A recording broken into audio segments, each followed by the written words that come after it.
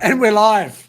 Hey Live. guys, welcome to episode 11 of the Aussie Red Show. Dazza and I have been away for a while, mainly because Liverpool has not been playing and we were a little bit unsure about what we were going to talk about and it never came around.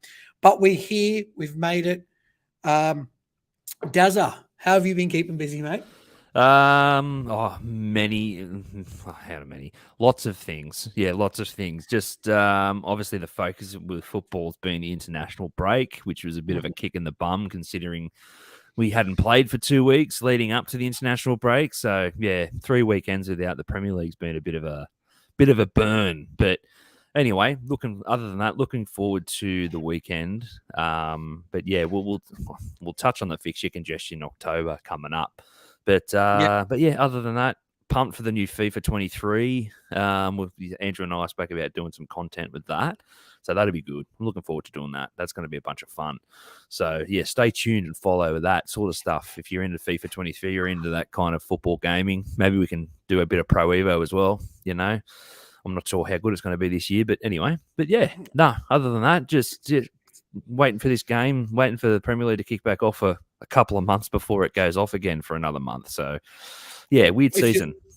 If you look in regards to the Pro Evolution Soccer, if you look at the Steam reviews, and I It's quote, bad, is it? It's mostly negative. That's what actually Really? says on the actual feedback. Is the new Pro Evo out? It's not out yet, is it? The new Pro. Hang on, let's have a look. I don't know. Have a look. While you're having a look, I thought we would do a few things differently in this episode because we do have the Brighton game coming up to discuss, and we've got the fixture congestion to talk about. I want to talk about some things about Salah and why I believe his performance has probably dropped a little bit. Is it psychology, or is it perhaps some other issue? I'd like to talk about that if we've got time. But Dazza, did you want to discuss how we met? Yes, in I think. Oh, what year was it? 2000 or 2001? 2001. 2001, year 8. Yes. It was a mufti day at school, so everyone a mufti casual day, you could call it, where you get to wear whatever you want to wear to school for the day. Anyway, Andrew was over at the Bubblers. I don't know if kids or anyone knows what Bubblers are these days, but since COVID, I think they're banned. Since COVID, they're probably, I don't know, kids, Bubblers, since anything, And yeah, you were wearing a Liverpool shirt, and I know we met previously before that, but I don't think we really liked each other back then. I can't be certain. I remember you come down from Newcastle. I'm like, who is this bloke who thinks he's going to come in here and rattle some cages because you were a cocky little. I won't say little. You were, you were. It was just anyway. We had a bit of a I don't think we said we didn't like each other. I think it was just like you. No, I didn't on the block. Like you, but I can't even understand how my brain. I can't understand how my brain worked back then. Like I think about how it was back then, and I don't know how. I don't know what happened up here to function to make me do the things and to say the things that I did. I don't know if that makes sense. Oh, I mean, when you're young, everyone's had a bit of an ego. Maybe I've got no idea. It's hard back. It's thinking about those memories now. Far out. I've literally got to like shit. How did it happen? But yeah, it was. You were wearing a Liverpool jersey, and I said, "Oh, you're a Liverpool fan? Yeah, sweet. So am I." And then I guess the rest is history from that moment on, and that's where that's where we became, and that's when everyone, again, we used to cop a lot in that early 2000s mark. But in my wedding speech, you said that the conversation went something like, "Oh, you're a Liverpool fan," and we became instant best mates. And we did. Yeah, it was like you're a Liverpool fan. I'm a Liverpool fan. Let's be friends. We were actually instant best friends at that point. We were, and that was good. It was so. That's awesome. So that just a bit of a backstory of how Dazza and I met. So going on, 20 years now. Yeah, 20. It feels longer though. 21 years, man. Yeah, 21 years. Yeah, shit. I keep thinking, I'm behind a year for some reason. Yeah. Yeah, no. Well, actually, it'll be going 22 years shortly. So we also want to discuss some Liverpool factoids about each other. We had favorite game. I've got favorite transfer in the last 5 years. Oh, okay. Yeah, let's talk. Yeah, we could do that. If you got any, yeah. So favorite game, it can't be the Champions League final of 05. So we made that because it's a pretty. I mean, although like that was one of the best finals that I can in living memory that I have ever seen, but a lot of Liverpool fans will pick Istanbul 2005 as their greatest Liverpool memory, or one of them, depending on. Yeah, we can't touch it, but yeah, I will touch on that. The Istanbul final in 2005. I remember watching it with my old man, and we were 3-0 down half time, as we know, and I was in tears nearly, like I had tears coming down. And my dad said to me, he goes, "We're going to come back." And I swear to God, I swear blind. I know everyone's going to say, but no, I remember my old man telling me at half time, "This is Liverpool. We're going to come back. This isn't over." And we did, yeah. So it's like, here I am at half time, like nearly crying. And my old man's just like, no, we're coming back. This is Liverpool. This isn't anywhere else in the world. This is Liverpool. We're coming back. Maybe it was a true Scouse spirit from my old man who just, refused to bow down. But yeah, and that I remember that, and then I remember going to school that day because here in Australia it was early in the morning. I can't believe I went to school that day. But anyway, I went there with my Liverpool scarf around my neck, and it was, and there was lots of obviously where we grew up in Sydney as well, Andrew. There was a bit of obviously there was like an ethnic and a Mediterranean kind of culture as well. You had a lot of Italians in school wearing, just a lot of AC Milan fans just licking their wounds. And yeah, I had someone tell me to take my scarf off, and I said, "No way." You can, one of them was trying to. I was like, "Yeah, man, you're not gonna." And then one of them, I remember, I think one of the teachers, we had an Italian teacher who was an AC Milan fan. He goes, "Oh, you guys shouldn't have won that." I'm like, dude, if you guys blow a 3-0 lead, you deserve to lose. You know what I mean? Like, you just. And how we won that final with that squad too. When you think about it, just how do we win it with Jimmy Traore at left back? I would never. Yeah, Vladimir Smitsa, Milan Baroš up front. Like, what a team! Yeah, I know. It was unbelievable. Miracles do happen. Yeah, but anyway, so we won't obviously the favorite Liverpool game or whatever. We can't pick 05 final because of obvious reasons. So yeah, Andrew, I'm going to go with you first. What's probably one of your favorite games or favorite memories of Liverpool growing up? I would say, like literally, we've talked about this with the majority of watching Liverpool has been a little bit disappointing more often. But the game that I feel like I don't think we'll ever see again in our lifetime was Barcelona. That has to be. I remember getting Darren. I was so angry about losing 3-0 to them at Barcelona, and I was like, I'm not watching. I was so pissed. I don't know why particularly. I was like, I'm not watching the second leg. I'm not watching it. I didn't even set my alarm on my phone, and but I got up because I had to chuck a piss, so I got up. Sure, may as well check the result while I'm up. No. Okay, all right. It was 5 minutes before the game.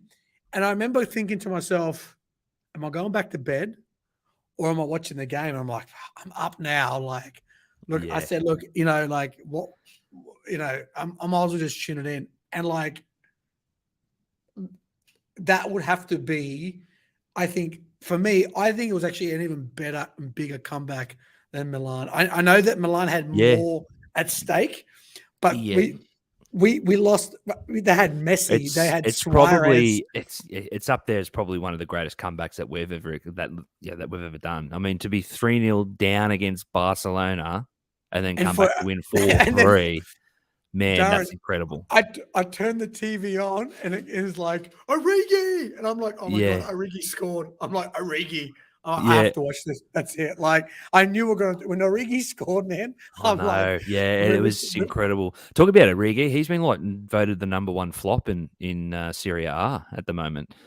Everyone that leaves Liverpool, majority of the time, it doesn't work out. Yeah, it's true, man. A lot of them do. Like Torres, Coutinho. Like, there's been some big names that have left and tried to go on to Grant. Yeah, Mane again's been dubbed a flop now as well. So all these other people online going, "Oh, I wish you had money." Yeah, where he is now, considering that he.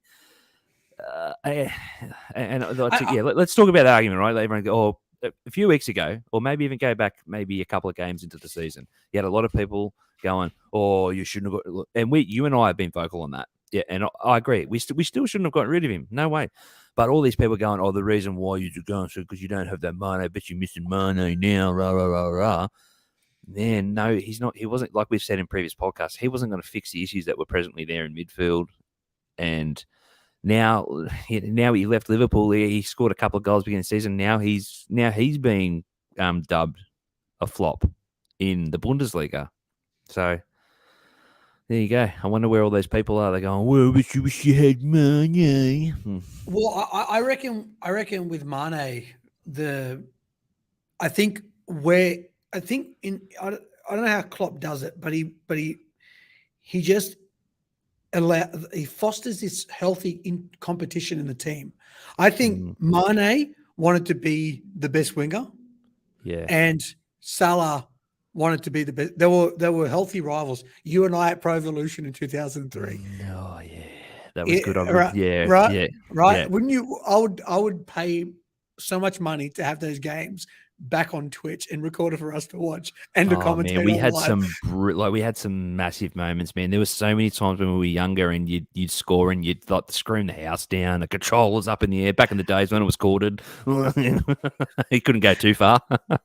Anyway, But a healthy rivalry is so important. So like when you won, it was like, oh shit, like, but I lost. Like I knew I was competing with a really, really awesome player, right? I think when you look at it on a much bigger scale, Mane wanted to prove something, and I've talked about it so much, is when you lose the mindset, when Van Dijk starts to believe he's the best defender in the world, it's like, yeah, man, like complacency starts to set in. Like, of course it does. That'd be the same for anyone. If you were being told, it's natural. "Oh, you're the best, you're the best, you're the best, you're the best, you're the best, you're the best," of course you're going to take. You got nothing. Again, it's natural human kind of like if you believe you're at the top of the game. That's why like you hear any like say for example like you Andrew, you run a business, like you and I talk about success mindsets a lot all the time. The moment different podcasts. 100%. So like just to hinge on that idea is that the moment you believe that you are the best or the smartest or whatever, you stop growing, you stop challenging yourself, you stop trying to get better, right? Yeah, it's just a natural human thing. If you believe you're at the top and you know. So, and that's probably what happened. All the hype, And I think that and what would be hard for some players is that they've reached that peak, they've dropped down a bit. Now, exactly, are they gonna be like, okay, shit, I'm not playing well, or are they just going to continue to believe that they're the best in the world and continue to put in mediocre performances? A lot of players. It happens to a lot of players. It does, man. It happens to some of them lose form and they come back, but who knows? It's and the thing is, it's like I think with Salah and Mane, they had this healthy. Well, I remember I predicted a long time before it happened that they're going to have a bust up because I could feel the end. I looked at it and I'm like, they're going to have a fight sometime, and literally like 2 months later they had a bust up. But the point is you don't mind a little bit of rivalry, Cole versus York. 100%. Beckham and Giggs, right? Yeah, man, 100%. I think it's good in the team to have your actual player where you're like, I want to catch up and like keeping them on their toes. Who's on Salah's toes now? Well, exactly. No one, right? I mean, Steven Gerrard said a thing years ago. He became obsessed in becoming the best in that team. He had his teammates. He's seen them at that. Yeah, I loved them. They were my teammates, but my job was to push them out of the starting 11 every week. Yeah. So but yeah, it's like you said, 100%. Yeah, they're my teammates. Yeah, like I'll back them, and I want to. But my job is not to. My job's to push for the starting 11 and beat them to the starting 11, right? Which leads us, so back onto that Mane and Salah. And Salah, he doesn't. Yeah, again, who do we have that he's going to push him to? He's just going to, I don't know who's going to push him. Who we got that's going to go down that flank if his form goes. 100%, man. And the thing is, I mean, who's rising him up? So, yeah. I think there's enough on that. we can talk about that endlessly, man. What is your favorite game, excluding the 2005 Or Milan excluding Liverpool them. So final? my favourite Liverpool memory, favourite Liverpool game, was the 2001 FA Cup final against Arsenal, where we were 1-0 down with 10 minutes to go and Owen scored 2 goals. I remember that. Yeah. That was Yeah, oh, probably, yeah, that was because we were pretty young. And I remember that cup final because my uncle had my dad around. I had some friends around. It was like a big event at home. We had everyone around. And then, yeah, the 2001 FA Cup final for me was a massive. It was just huge. Just to play like we did in that final. Arsenal were, unreal. They were the team to beat back then, obviously, right? Mm. They were playing really, really good. We when they went 1-0 up, you thought, are we going to lose? It looked like it back then from memory, but then it took us 10 minutes to turn that game around and win it. And yeah, so I remember that was when that final whistle went, when we won 2-1. We were just, the house was in, we were ecstatic. Had my Uncle Barry around, Uncle Keith. Yeah, it was incredible. It was such a that was like the first cup we won, because that was the year we won the treble too, right? But I just remember that being one of my favourite memories of just having everyone around watching the FA Cup final back in the days when it was on SBS here in Australia. Yeah. And not many people back then really watched the Premier League like they do now here in Australia. I mean, we probably had there was a small following of Premier League. I mean, you and I talk about growing up as kids, like Premier League, English Premier League is huge in Australia now. It's massive, right? Huge. But when we were kids, like, it wasn't really, was it? It was big. Like, people followed it, but if you were to talk to someone down the street, you're like, oh, you wouldn't just casually talk about English Premier League like you do these days here in Australia. It was where we grew up. It was NRL. It was rugby league. But or the game they play in heaven. Yes, apparently so. Yeah. But yeah, and that was. Yeah, because and again here in Australia, a lot of people, like, if anyone's listening from overseas or whatnot, if you playing soccer in the 90s, you're either, it was hence the book written by Johnny Warren back in the 70s and that, Sheila's, Wogs or Poofters, right, which was the name of his book. Because if you played soccer here in Australia growing up as kids, or like, that's what's wrong with you pussy, play some NRL. Yeah, so.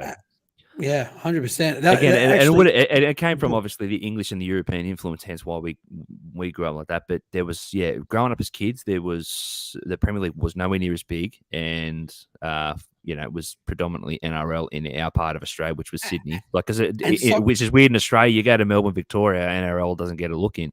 It does, but nowhere near as much as Aussie rules football, right? Yeah. But you go in New South Wales and Queensland, it's NRL. Right. So, and the thing is, soccer's like the Wogs game. And I'm like, when kids used to say that at school, the Anglo-Saxon kids, I was like, hang on, your ancestors invented football. What are you talking about? How's it? Yeah. I mean, a Wog game. They call it. Some people still call it Wog ball. Yeah, it's so. I had someone tell me once ago, "Oh, are you talking about that funny shaped game with the funny shaped ball? The funny shaped ball." I'm like, funny shaped ball, it's round. Sorry, I don't know where you went to school, but around. Yeah, I think you can say. I said, right, yeah. Need I not say any more? You've obviously proved to me that a civilized conversation from here on out is just null and void now. I think on that note, we have to end this conversation. Yeah, so we'll stop that there. But absolutely, like, I mean, how ignorant can you possibly be? Well, this podcast has gone all over the shop. Just to let you guys, this is obviously this episode is it's off the cuff. We're just talking. Obviously, we haven't had any content of games over the past couple of weeks, so we wanted, Andrew and I wanted to jump on and do an episode before the weekend. England got relegated from the Nations League. What does that even mean? Yeah. What does that mean? I've got no idea, man. You could. Honestly, if you talk to me about international football and how that works, apart from maybe World Cup qualifying and Euro, anything else, you may as well talk Japanese to me, because I've got no idea what you're talking about. I don't know how it works. I've got no idea. There's all these different international competitions now. There's too much. Is England overrated? Way too much. Yeah, I think so. Yeah. Look, I don't know. I mean, again, I'm not like I don't get me wrong. I'm looking forward to the World Cup. I do love the World Cup. It's great, but I actually want England to win the World Cup. yeah. I feel like I watch Yeah, of that much Premier course. League. I want England to win the World Cup. Australia's not going to win the World Cup. Greece is not even in the World Cup. Yeah. Uh, so, Look, yeah, I didn't. I haven't even checked the groups yet for the World Cup. So, I mean, yeah, I and mean, it's Malta would oh not win a man, World Cup on Mars by themselves. no, So, they'd fight each other first before, and we can say that people because we have Maltese background. All right, just to clarify. Oh. uh, Just so we I don't. mean, Yeah, yeah, exactly. There's a reason why we say Malta, right? yeah. But yeah, like I mean, I would want England realistically in this World Cup. I would love them for them to win a World Cup, but I think they're overrated, they're overpriced, and the Premier League is filled. Is I don't know what it is about. Like you haven't won a World Cup since '66. You invented the game. Why haven't you guys won a World Cup since '66? Maybe there's just way too much politics involved in the game with me, especially. I mean, you look at the era when you had Lampard, Gerrard, Paul Scholes, David Beckham, or whatever. You know, the era that should have been the time where England should have dominated, really. But they were the one team that just never clicked. And I don't know, is there too many egos in the England squad? I mean, I think Gerrard said like, is international football for England like is that such look? I mean, I know Liverpool a lot. There's a lot of Liverpool fans, and especially I've got family over Liverpool where they don't even really care about the England in the World Cup. It's nothing. They don't care about it. Like a lot of Liverpool fans are just like not interested, which fair enough. I won't get into that side of things because it gets very political. Because I don't know anything about it for me to comment on it. I mean, I do know, but I don't know enough to make an educated opinion on it. And this is a football show, not a political show. So, but I don't know. I'd say I don't know from my view on the outside what England doesn't do well is because maybe there's just the rivalry in England with club football is massive. Yeah. So for them to all play, I was 12 years old. yeah, you did, and for them all to play together, like in the one team for in the England camp for a matter of weeks, and then for them all to try and put it together, I just don't think it's. I just think that's probably where the gap's bridged, where the problem. Sorry, not where the gap can't be bridged. I don't know. That's my opinion, and I just the club football in England, the passion and the rivalry is there, and obviously, of course, you've got passionate English fans, but when you got clubs all over England that hate each other, when you got Manchester 100%. Manchester United and Liverpool players playing in this, you got Wayne Rooney and Steven Gerrard playing in the England squad together. And the thing is, they had the golden generation, and I remember Gerrard commenting before he became a manager, even that you had the rivalry, which is something that I always thought, even when I was 12 years old, thinking, how can you have Steven Gerrard sitting at the same table as Paul Scholes, right? And they admit that it was a problem. They admit it, and it shouldn't have been a problem because if you look at the Brazilians, they can't wait to play. Their national team is bigger than any club team they play for. Yeah. But I say, but they don't play in Brazil though. You see, they play for Barcelona or they play for AC Milan.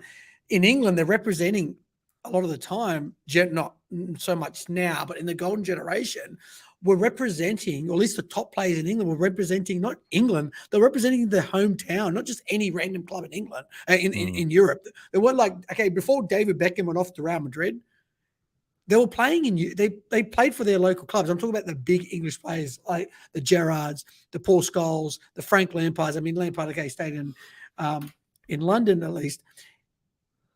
And also they talked about the formation. The managers were never brave enough to get out of this cliche 4-4-2. They were just hence that movie that came out in the early 2000s. I think it was Dave Bassett, England manager. There was a movie that came out. I can't remember. Mike Bassett, I think it was. Mike Bassett? I can't remember. I'm going to have to, but let me correct this for a second. It was a movie that came out in the early 2000s, and he was getting, like in the movie, he was getting grilled on his tactics and whatnot, and he was just adamant that he's going to stick with 4-4-2. It's really good. Hang on, I think it was Mike Bassett, England manager. Yeah, Mike 2001. The movie came out. It was called Mike Bassett, England manager. It's quite funny actually. I thought it was they stuck to. I mean, imagine playing the 4-3-3 now with like a Gerrard, Lampard, and Scholes. Yeah. But the problem is, can they play together? Can they gel? So Well, I mean, that was the thing. Whenever you look at the England team sheet and you think Lampard and Gerrard playing together, you think, oh, this is tasty, But yeah, never they happened. They Never could feel kicked. Ashley. No, they got Ashley Cole at left back. They had Gary Neville at right back. Yeah, I mean, Rio Ferdinand and Sol Campbell. You had some beasts at the back there. Yeah. You know what I mean? And then you had the midfield, and then strikers. You had Michael Owen, Shearer. Fowler. I mean Fowler. Like you had some talent up there. David Beckham on the right. You made me cry. Let me tell you a quick story of high school. You made me cry when you told me that Fowler was leaving Liverpool. I'm like, no way, Darren. I know. I remember that. You remember telling me that? I do. I remember waking up and it was on back in the day when you had to sit there and wait for Sky News to tell you the news instead of looking up on an app. I was on Sky News and I was seeing Robbie Fowler holding a Leeds jersey up. I'm going, oh, what's going on here? No way. He's gone. Yeah. Came to school, you told me. I literally cried. Yeah. I'm like, no way. Like, how we lose Robbie Fowler? But yeah, that's the golden generation. So how England, I mean, England now, other than Harry Kane, do they have any other world-class players? In that position, or you mean just in general? In all the England squad. Jordan Henderson? He's getting old. Again, I mean, we talk about that in Liverpool. I mean, he's struggling. They're not struggling. I mean, he's getting to that point now where he's slowing down. Put it that way. Again, man, I don't really pay much attention to the England national team anymore. Not as much as I used to when I was younger. I mean, I don't know. Sterling's good. Sterling's, yeah. I mean, England had their chance to win a Euro recently, and they didn't. And yeah, that was terrible. They should have won. You lost it. That was ridiculous. I mean, Gareth Southgate. I mean, I don't know. Is this a? I mean, look at the run in England had compared to Italy. You know what I mean? Like far out. Like should have won. And to be fair, England were probably from memory. I think England were the better team against Italy during that Euro final. I think do you really think Gareth Southgate is going to win you the World Cup? No. I mean, I don't want a virtual signal, but what is this white manager? Now they're linked to like Steve Bruce. I mean, you got to get Steve Bruce. I mean, Steven Gerrard, not enough experience. Frank Lampard, not enough experience. They need a manager to come in. But you don't want to get Roy Hodgson, that has a lot of experience. But probably with Roy, he's 75 or something. He's stuck in there. Yeah, I know. You don't want that manager. He's not going to put a sentence together. He'll sound like Joe Biden soon. So like, where do we go, man? Where do they go? Like, do they get like I mean, you can't get a German manager. Could you imagine England having a German manager? I mean, that would be. Yeah, they talk about political. Yeah, I mean, that would be. Imagine winning the World Cup too with a German manager. Yeah. That'd be funny. But it could be it could be good for a change of times. But I don't think that. I don't think I'm not sure how England. So there's that racial stuff that's getting in the way because I mean, how many national teams have foreign managers? But I feel like it's England just always stick. I mean, literally was the last non-British manager at England Sven-Göran Eriksson. Yeah, Sven. I mean, yeah, Sven. I mean, that was a crap blunder. Yeah, Sven-Göran. Who? I mean, I reckon like Australia got Gus Hiddink. Gus Hiddink would be better. Yeah, he would be good. Than Gareth Southgate. Look at what Gus Hiddink did for Australia in that 2006 World Cup. I mean, don't get me wrong, the Australian team back in 2006 is probably the best Australian team that we've ever had. I mean, 100%. It's the best. To be fair, I mean, you had Tim Cahill, Harry Kewell, like you had some quality players in there. The V bomber, Bresciano, the V bomber, fucking Mark Viduka. Yeah. Anyway, like the V bomber. Yeah. We had a quality team. Yeah, Bresciano. I can't remember. But we had that was the best Australian team that we had, and because Gus Hiddink should have beaten Italy in that part, and and all the players were like European trained too. Like none of them were from A-League. Correct. So you had Lucas Nurl at the back in the day, as well, which But we had to stand the man that Lazaridis that played Stan for Birmingham. Lazaridis, yeah, man, like all Yeah. those names, like freaking Paul Ocon, I think as well. Yeah, Paul There was Ocon. some, Yeah, there was a good, it had a good squad back then, man. Australia was good back then. yeah, Like, I mean, that yeah. 2006 World Cup was, and that leading up to it, man, that was our best team. And if we were going to do anything half decent, like, if we would have beaten Italy in that Could you quarter. imagine? I don't think they would have let that happen, were they? Yeah, maybe that's why the ref gave the penalty. Like, it was a clear dive, but again, you can blame Lucas Neal for that as well. He shouldn't have slid in like that. You don't go in like that on the Italians in that game, No. or any player for that matter. That's just not. They're just going to look for an excuse to go down. But Yeah. that's how it's played. If they're smart enough to do it and to go down and not get pinned for it and get a penalty, then the joke's on. Then Australia's got egg on their face, which we did. Everyone was. I remember that everyone was carrying on, going, "Oh, Dove," and I'm like, "Yeah, man, it happens. Everyone does it. Every nation does it. Every striker would do it if they get the opportunity in the box." Lucas Neal shouldn't have gone to ground, but we can. Here we are talking about something 17 years ago. So, I mean, but that's just touching the World Cup, right? But anyway, on to the next topic. I don't know what I'm more pressed about, the history or your math that you just did really quickly. So, Mate, very the good, math. The math. Yeah. I can't believe I got that right. I would have mucked that up. That's why I always say circa 15 years, 16 years, because I can't correct maths in my brain sometimes. So the final 2 points: fixture congestion and the Brighton game. What do you want to talk about first?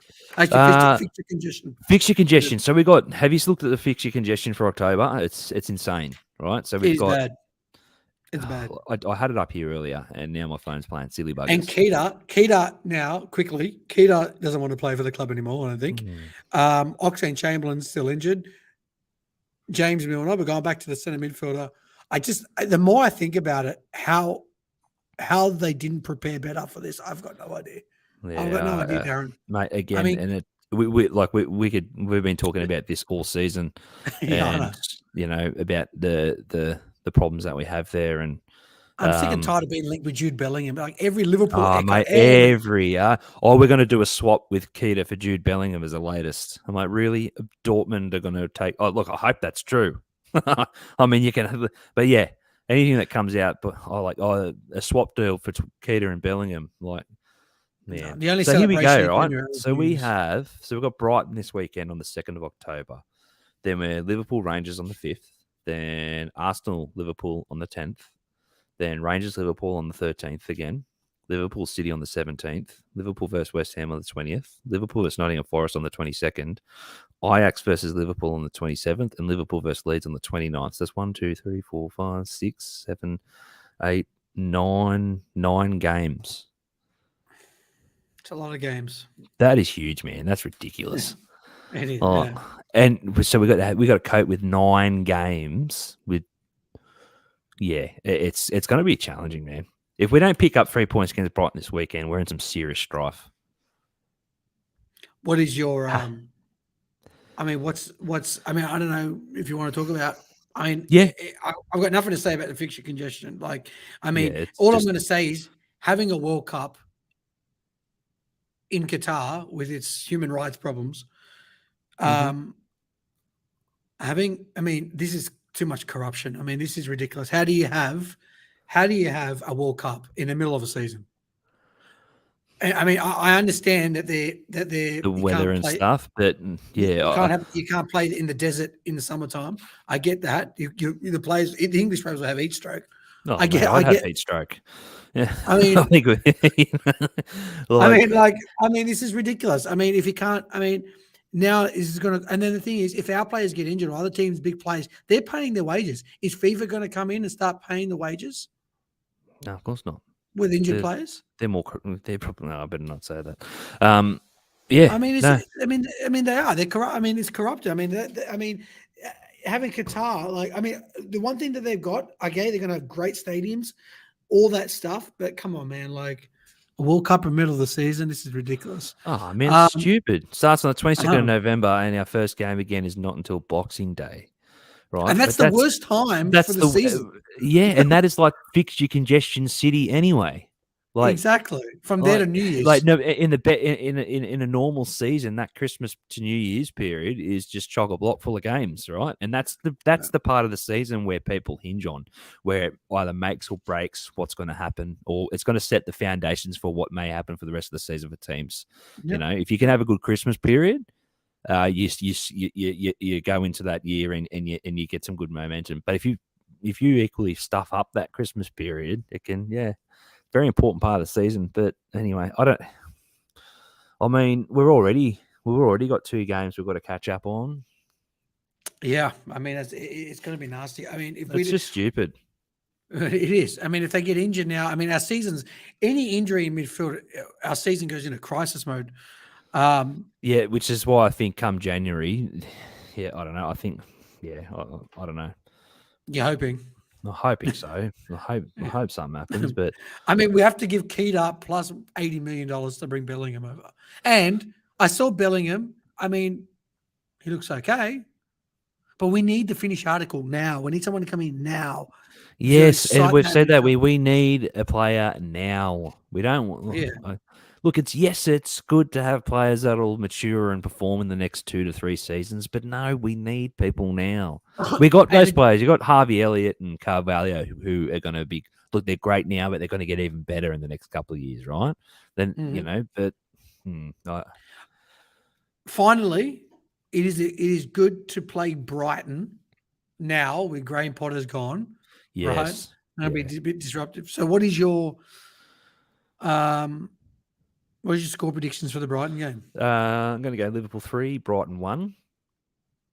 Okay, I'm going to go 2-1. And what I think you should do, Daz, if you've got time, do your team prediction probably tomorrow, or if you want to got time, just do a quick video for the Aussie Red Show and give you because we don't want to go too much. It's already nearly 37 minutes. So that would be great. So I'm going 2-1. You're 3-1. Guys, thank you so much for joining the Aussie Red Show. It was a lot of ups and downs. It was off the cuff. It was good fun. We should have more of these days. This is good. Definitely. We'll do more of these. We'll do more of these kind of episodes during the World Cup. Yeah. And Twitch crossplay. Yeah, 100%. So we'll do some FIFA 23 content, which will be great. Yeah, we'll do some Ultimate Team, some pro clubs and stuff like that. So if you're into FIFA 23 and gaming and you want to muck around and watch us or play against us, it'll be good. That would be actually good fun. Can you create the tournaments and have teams coming in? I think so, man. Yeah. How it works online. I think you can. Yeah, I think you can. To be honest, I've got to double check that. Thanks a lot, guys. Make sure you join us for the next episode after Brighton. We will chat about Brighton and the following games. And hopefully we have some good news. Adios. See you guys.